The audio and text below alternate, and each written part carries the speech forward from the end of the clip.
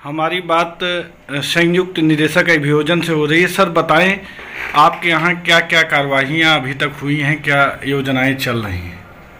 हमारे यहाँ शासन के निर्देशानुसार नारी सशक्तिकरण अभियान जो चला वर्ष 2021 में, उसमें हम लोगों ने 20 मामलों में पॉक्सो एक्ट में सजा करवाई है। इसके अतिरिक्त नारी सशक्तिकरण अभियान के तहत अनेक 498 ए के मामलों में, 304 बी के मामलों में भी हमने सजा करवाई है। इसके अतिरिक्त हमारे यहाँ ई प्रोसिक्यूशन सिस्टम पर कार्रवाई चल रही है, जिसमें case registration, legal opinion, bail वगैरह की फीडिंग हमारे यहाँ पोर्टल पर, ई प्रोसिक्यूशन के पोर्टल पर की जाती है, जिसमें पूरे उत्तर प्रदेश में हम तीसरे नंबर पर हैं। हमारे यहाँ से अन्य जो जिले की जो कार्रवाई हुई है उसमें भी हम सहयोग देते हैं।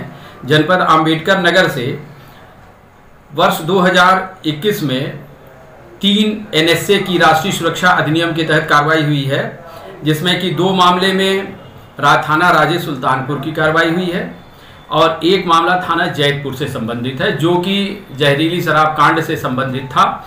और थाना राजे सुल्तानपुर का प्रकरण जो है वह हत्या से संबंधित था, जिसमें कि राष्ट्रीय सुरक्षा अधिनियम के तहत कार्रवाई जो हुई है उसको उत्तर प्रदेश सरकार, एडवाइजरी बोर्ड और भारत सरकार ने उसको मान्यता दी, स्वीकृति दी है।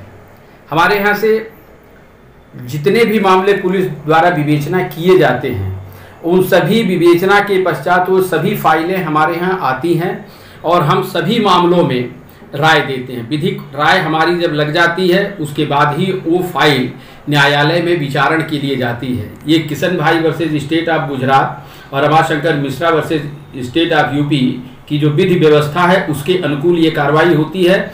और ये कार्रवाई हमारे यहाँ माह सितंबर 2021 से लगातार चल रही है और इसमें किसी प्रकार का कोई रोक टोक नहीं होता, समस्त फाइलें हमारे यहाँ आती हैं। गैंगस्टर अधिनियम के तहत अनेक मामलों में हमने जिला मजिस्ट्रेट के यहाँ पैरवी करके लगभग 3.5 करोड़ की संपत्ति हमने राजसात करवाई है। जनपद के गुंडों को जिला बदर करवाया है।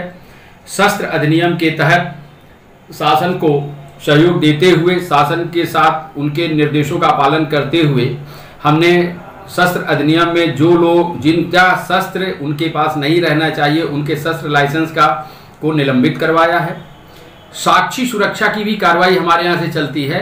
यदि कोई व्यक्ति जो किसी मामले में साक्षी है और उस व्यक्ति की सुरक्षा प्रभावित होती है, वह व्यक्ति हमारे यहाँ या जिला शासकीय अधिवक्ता फौजदारी के यहाँ या जिला मजिस्ट्रेट के यहाँ या पुलिस अधीक्षक के यहाँ आवेदन देता है, तो हम उसको सुरक्षा प्रदान करने का भी कार्य करते हैं। और इस संबंध में हम पुलिस अधीक्षक से संपर्क करके उसको निश्चित तौर से सुरक्षा दी जाती है। जनपद में 3 मामलों में सुरक्षा दी गई है 3 साक्षी लोगों को।